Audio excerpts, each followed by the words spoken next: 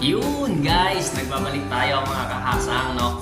So guys, sa video ito guys, makikita nyo ang pagta-travel natin mula Iloilo, tapos pupunta tayo dun sa boat natin sa Antique. So magra-ride tayo guys, gagamit tayo ng motor papunta doon. Long drive to guys, no? Panay Island, iikutin natin para marating natin yung boat natin sa Antique. So samahan nyo ko guys sa pagta-travel na to, sa adventure na to, para marating natin yung lugar na to. Marami tayong dadaanan mga city dito guys, no? Like sisimula tayo sa Pasig, sa Mambusaw, Capiz, Aklan, Kalibo, Ibahay, Antique, tapos Libertad na, diretso. Tapos pag diniretso natin yung guys, Boracay na, no? Pero hindi natin pupuntahan yung Boracay dahil kakaliwa tayo ng Libertad papunta ng Antique. So sana guys, samahan nyo ako at libutin natin yung Panay. Let's go! Bye-bye!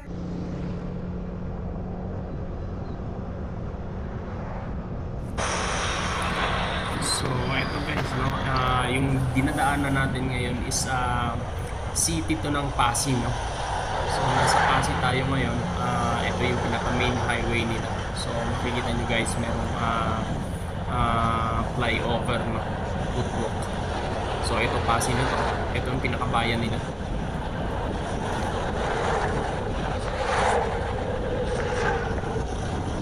So ayan yung kaliwa na yan. Yung kaliwa na to is going to Kalilog naman siya. Ayan yung kaliwa na yan. So dire-diretso lang guys tayo papunta ng Antique.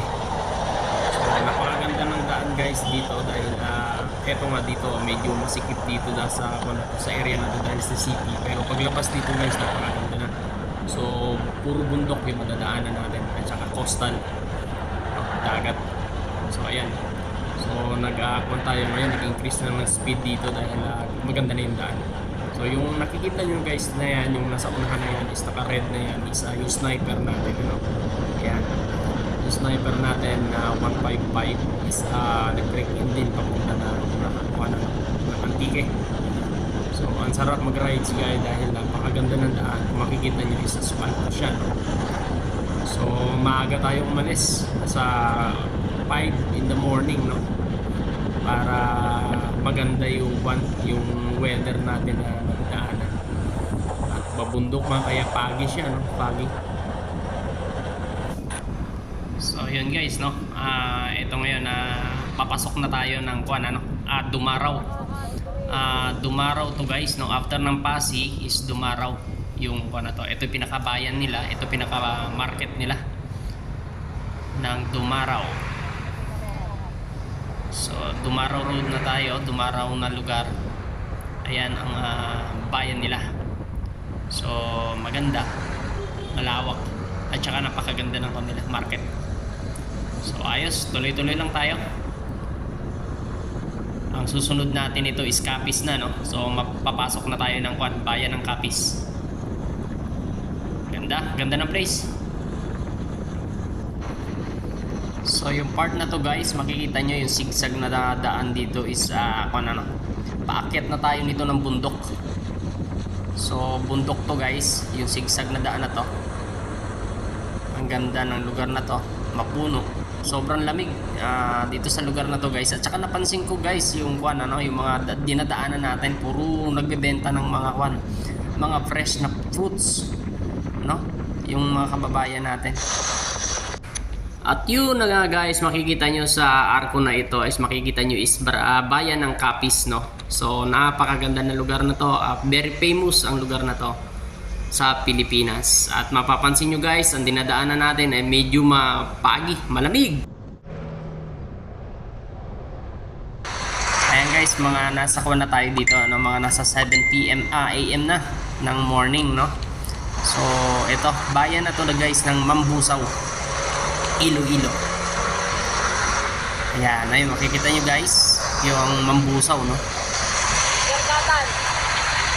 So ayun, nagtatanungan na kami dito guys ng mga shortcut na daan, no? Pinauna ko na dito yung si Utol dahil syempre mas kabisado niya yung daan. para dire-diretso ang takbo natin. So maganda ang kanang Mambusang bayan, ano, may inter-island pa sila na halaman, ano. So ayun, hinto kami dito, nagtanong kami dito sa tricycle driver at nag-aalinlangan si Utol kung saan ba yung mas mabilis na way dito sa main road o may mga shortcut dito na papunta na kaagad sa mga malapit na bayan-bayan. Sino-shortcut na namin, guys, no? Yung hataw na kami dito dahil medyo tumatanghali na. So ang estimated namin, guys, no, mula bahay sa Iloilo, sa Tingle, papunta ng Antique, no, is 4 hours ang estimated namin. Pero guys, ang takbo namin 70 pataas lagi, ano. So makukuha natin ng more than 3 hours lang.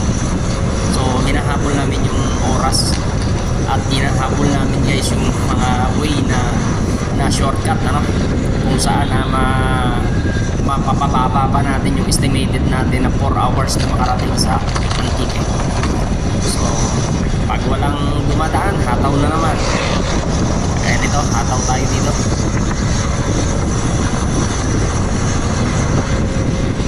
So magandang daan yan ang kuha natin, best sa ating pagbabiyahe, yung magandang daan. Ito, guys, umyorkat na kami dito, no?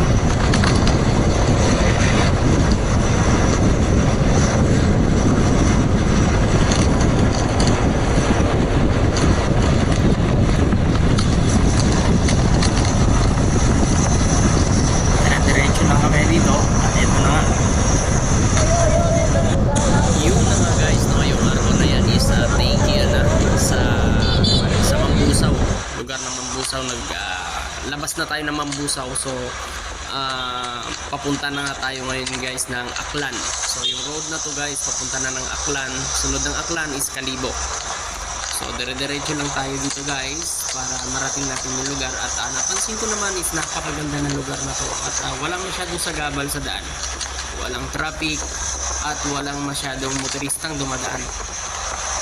At ingat-ingat pa rin tayo, guys, dahil yung lugar na to, guys, is kalimitan is yung ating mga alagang aso is biglang tumatawid o biglang tumatakbo at baka masagasaan natin is siguradong ma-aksidente tayo. Kaya dapat hinay-hinay lang sa mga ganitong lugar at syempre iwas na din sa aksidente.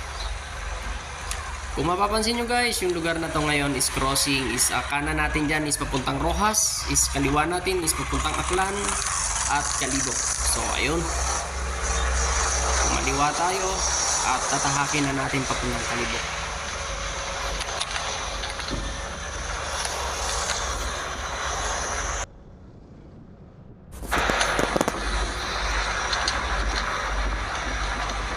So guys, nag-aalalay lang tayo dito ng takbo dahil ang iba nating kababayan is nagbibilad ng palay sa gilid ng kalsada, no. So bawal sana yan, pero wala tayong magawa, guys, dahil wala naman silang area na pwedeng bilaran ng palay nila. At yun naman pagkain natin sa araw-araw. So medyo doubt na naman yung aking utol dito, mukhang magtatanong na naman at nawawala na naman tayo. So guys, hindi namin kabisado yung daan, guys, no, papunta ng Antique. Kaya yun, nagtatanong na naman. So yun, tuloy-tuloy pa rin tayo hanggang makarating tayo sa ating pupuntahan. So guys, yung makikita yung bus na yan yung mga bus na tinatawag nilang series. So papunta yan ng Kalibo, Aklan at hanggang Katiklan, kung saan naroroon ang Boracay. So overtake tayo at may kasama syempreng ingat sa pagmamaneho. Kailangan, guys, kumpleto tayo pag nagra-rides tayo sa single na motor. Importante yon para proteksyon sa ating katawan. So helmet, head to foot, guys, ang ating safety, no? So helmet, gloves, shoes, tsaka pantalon guys, o kaya mga jogging pants yan, mga pang biyahe, no? Kasi syempre protection sa araw, protection sa mga alikabok, mga batong tumatalsik. So kailangan proteksyonan ng ating sarili bago tayo biyahe. So ayun, tuloy-tuloy tayo.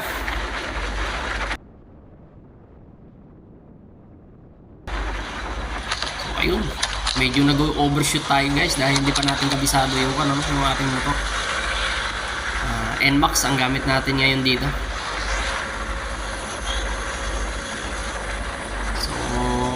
Kailangan pala guys, pag mga banking na ganyan, mga curve na ganyan, medyo itodo mo ng konti yung pagbabanking mo para hindi nag-overshoot sa kabilang lane at hindi delikado sa mga kasalubong.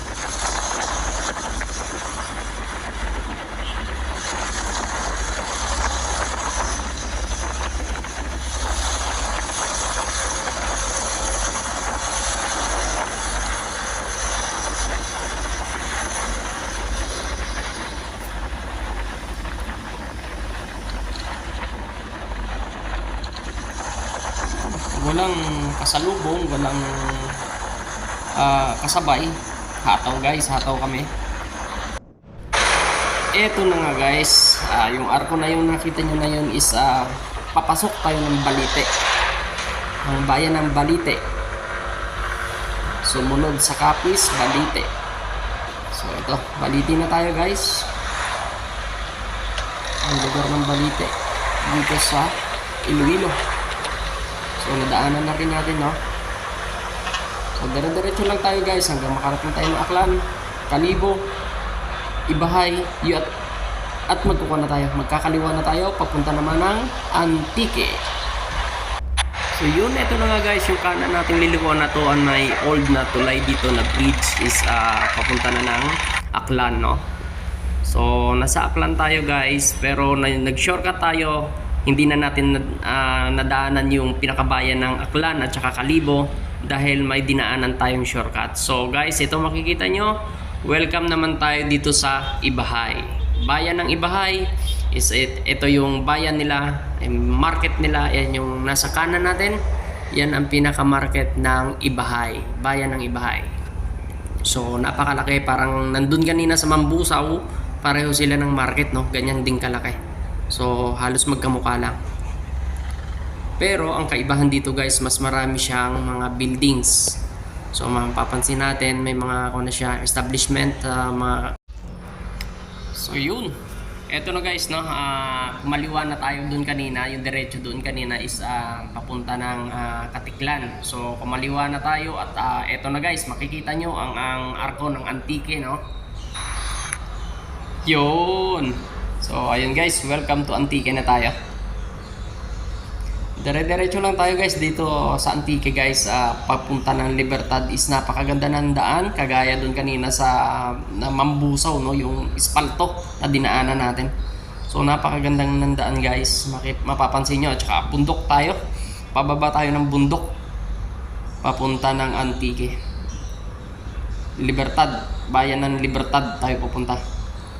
So ayun, dire-diretso lang tayo. Sana nagustuhan nyo, no, yung pag-arrive natin dito. At saka guys, para magkaroon na rin kayo ng idea kung gusto nyo pumunta ng Antique, magkakaroon kayo ng idea kung ano ang mga dadaanan nyo at saka yung daan, kung pangit ba o maganda, kung saan lugar yung hindi magandang daan. Pero guys, para sa akin is maganda naman lahat na dinaanan nating lugar, no. Kalsada. So ayos na ayos guys. Yun na nga guys, nakarating na nga tayo dito sa Libertad. Ito na yung shore nila, yung tabing baybay na, no? Tabing dagat. Yung daan ng coastal nito guys, na coastal road. Puro dagat yan hanggang dun sa makarating ka sa Libertad. Bayan ng Libertad is puro coastal ang dadaanan. Tabing dagat na yan guys. Pinakadulo na yan, pinakadulo na ng Antique yung pupuntahan natin.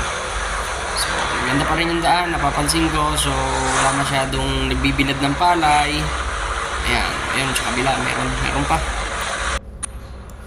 So tuloy-tuloy pa rin tayo sa ating pagbibiyahe guys. Mapapansin nyo, isang diretso yung daan na to at wala masyadong dumadaan. So eto na nga guys, nakarating na tayo dito sa ating boat sa Antique, sa Libertad. So, ayan guys, makikita nyo, Logan Aranza. Sana one of these days guys, makarating kayo dito sa ating bangka at sa ating boat para sabay-sabay tayong mag-jigging guys. So, ayos mga kahasang. So, hanggang dito na lang. So, sana nagustuhan nyo ang video natin. See you!